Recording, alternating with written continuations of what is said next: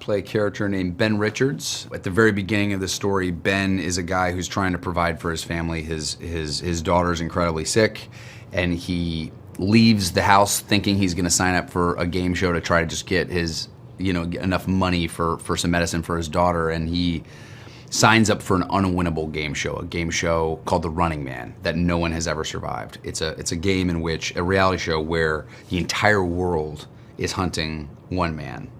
And so that kicks off. It's a guy who's just basically going out, who leaves the house just trying to get some medicine for his daughter and ends up on this high-octane adventure just to provide for his family. So, yeah, amazing story. And I think we all kind of feel like Ben Richards to a degree, a guy who again, an ordinary man against extraordinary odds. Edgar Wright has been one of my favorite filmmakers for as long as I can remember. He's a guy that, I don't know if I've ever seen a filmmaker that has worked as hard as Edgar. I mean, this movie is so in his head and in his heart. He's designed every single frame of it to make sure that it is a nonstop, wall-to-wall action thrill ride. And Edgar is, you rarely see with the action genre, being able to have a filmmaker of his level, and with his brain, with the history of all the different genres he's played in, all the different genres he's won in, to put his brain on the action genre.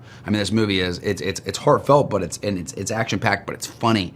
It's just nonstop, and it kind of just delivers all the things that makes movies really great. So for me, I'm really proud that I get to collaborate on a Stephen King book with one of the great filmmakers, Edgar Wright, on one of the great stories. I would say that physically, I knew, as soon as I put down the script, I knew this movie, to shoot it, was going to be war.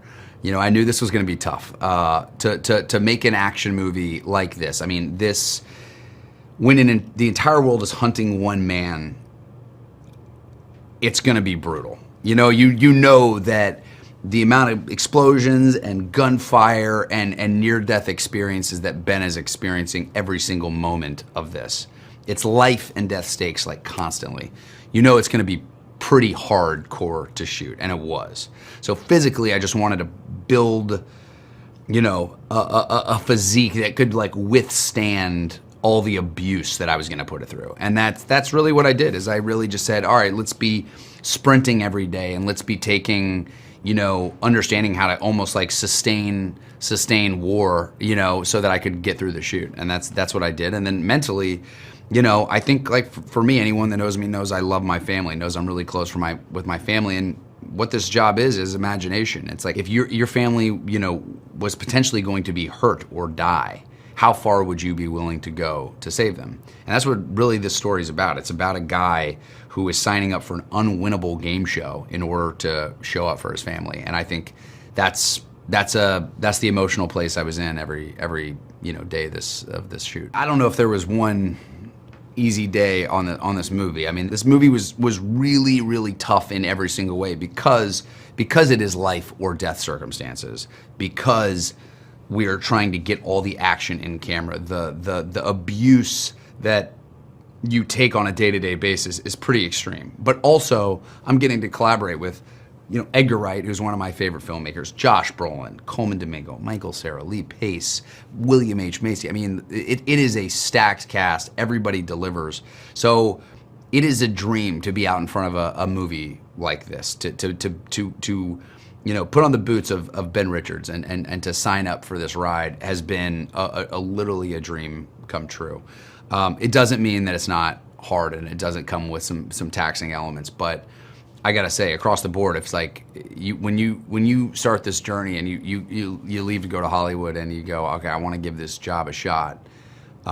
This is the kind of movie I dreamed of making, so it's as cool as it gets. I gotta ask Edgar, but I think there's probably something. I think they said like 170 sets in this movie. It is like unbelievable how many sets they built for this thing. This is the first time that we're really honoring what Stephen King sort of intended, but that is a movie where a man is going out into the world, and when the whole world is hunting you, the amount of nooks and crannies of this world that you try to hide in to just survive for 30 days is extreme. On a practical level, it's really, really hard, but it's also really, really fulfilling for audiences because you are never bored. It's wall-to-wall action, and And I think, yeah, I think it makes it a full cinematic meal. I mean, practically on every level. This is a really tough movie to shoot, but that's why I think that Edgar Wright, a guy who I've never seen a filmmaker work nearly as hard as Edgar, to put something on screen, to not only do right by the original source material, but also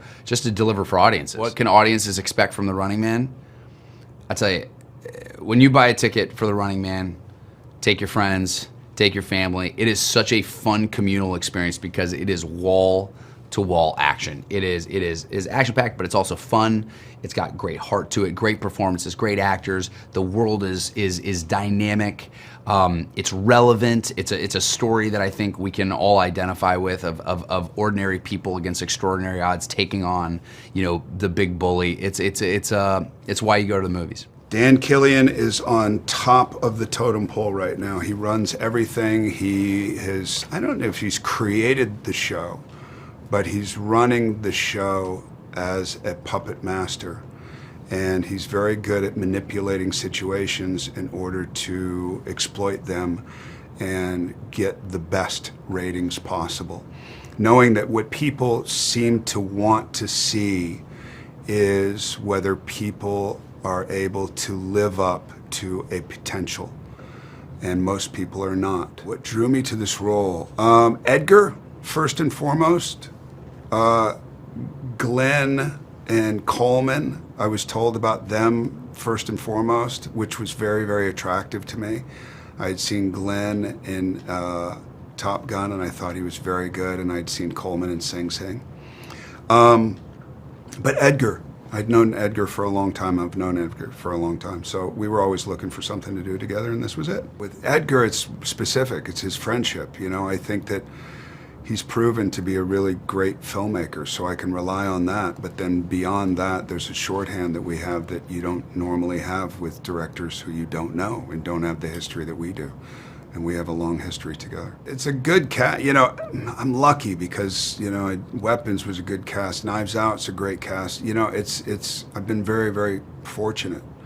But people who are professional and aren't like Killian, bloated with their own egos, they come to the set knowing their stuff, they're into it, and that's great to be around. I'm a big fan of Glen's. I have been, I think personally, professionally, both. He's great.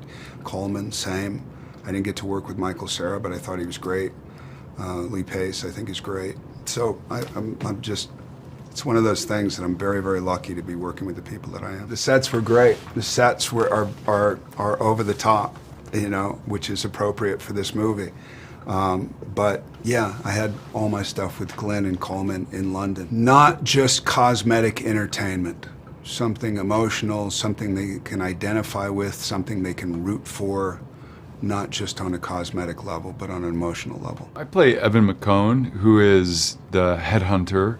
We are a group of hunters that, on the Running Man show, chase down the runners and kill them in spectacular ways for all of America's enjoyment. I love the way McCone is written in the book. And I found it very inspiring playing this character now. One thing we added is that he's got a mask on. So I am completely covered up the whole movie. And there's something about him that is mysterious. He's kind of calm and sly and just in control. Edgar Wright is the reason I did this film. I'm such a huge fan of his. And I was, so honored and excited when he asked me to be a part of this. So, yeah, that was, I was kind of on for whatever ride he wanted to take me on. And I loved the way he thought about this character, the fun he wanted to have with this character. Evan is violent, but, I had a sense of humor in thinking about him. I find it, he's deadly. He's, for real hunting these people down and killing them. But he's also performative because he's trying to put on the show for the audience. So he's, got his catchphrase. That's game. He's got his weapon, his gun, his knife and his gun that he's flashing around. If you're really a deadly person, you don't flash your gun around. That's not McCone. We shot in Leavesden, we shot in Glasgow. I mean, what an interesting city to get to know a little bit. But we shot in Sofia, Bulgaria, which I shot some really fun scenes there. Never expected to go to Sofia, but yeah, very interesting place. Very cool. Great food. This is a movie. This is like a movie. And it's the kind of movie that you want to get your friends together, get really good seats in the biggest screen you can find, and just go have a good time watching Glen Powell run for his life. Expect that. I had read the original Stephen King book written as Richard Bachman when I was a teenager, and around the time I started reading Stephen King books. And so I has really stayed with me, the original novel, its intensity and its themes, you know. And I had read the book before I had seen the 1987 adaptation, which I enjoyed, but I even then realized that, oh, this is a very loose adaptation of the book and they barely cover a lot of the story. So I knew as a Stephen King fan that there was like a novel of his that hadn't really been adapted for the screen. And over the years, I'd always like, it stuck with me that it was a great kind of like, you know, sci-fi action adventure. And a big part of it that really stuck with me is the fact that in the book you stay in Ben's point of view the entire time and you go on the journey with him and you don't cut away to other scenes. He doesn't know what's going on in the rest of the world, only what he sees on the TV. And I just thought that was a really like strong point of view for the movie.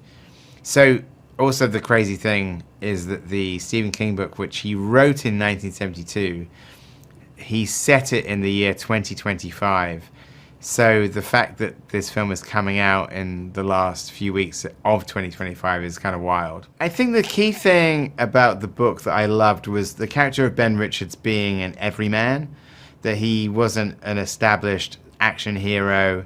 He's not like a trained killer. He's a guy off the street. He's an out-of-work dad who's trying to provide for his family, and he goes to the network building out of desperation to make money.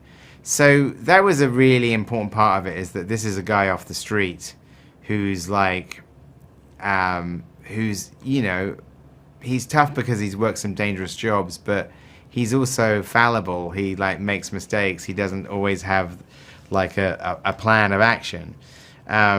So that was really important. And also the idea of seeing the entire film through his eyes and showing it from his point of view was really important. Well, I think what's great about Glen is like he's, you know, he's a proper movie star, but he also is very relatable. And I think he also plays a great everyman. So the idea of having this character at the center of this kind of deadly action just makes it more exciting because you don't know whether he's going to survive. It was an amazing cast, and it was because of the nature of the story, like people kind of like come into the movie and come out again. And so I think it was fun for me and Glen because every week there'd be a different great actor coming in to shoot on the movie and, you know, create some really interesting dynamics, you know, like in the scenes with like Glen and Josh Brolin, in the scenes with Glen and Michael Cera, in the scenes with Coleman Domingo, like with Lee Pace. Like it was just a kind of murderer's row of a cast, you know. The action sequences was very ambitious because we were trying to shoot as much on location and in camera as possible, and trying to shoot it all from his point of view. So it required like a lot of planning because we wanted Glen to be the center of a lot of the action. But then some sequences that, you know, are incredibly complicated in the way they play out, like the sequence in the YVA is like sort of a number of different sets and some location work, and just like, you know, when it's all cut together it's pretty seamless, but like it's like weeks and weeks of work, you know. At heart it's an entertaining sci-fi action thrill ride, but if it gives you something to chew on the way home, then great.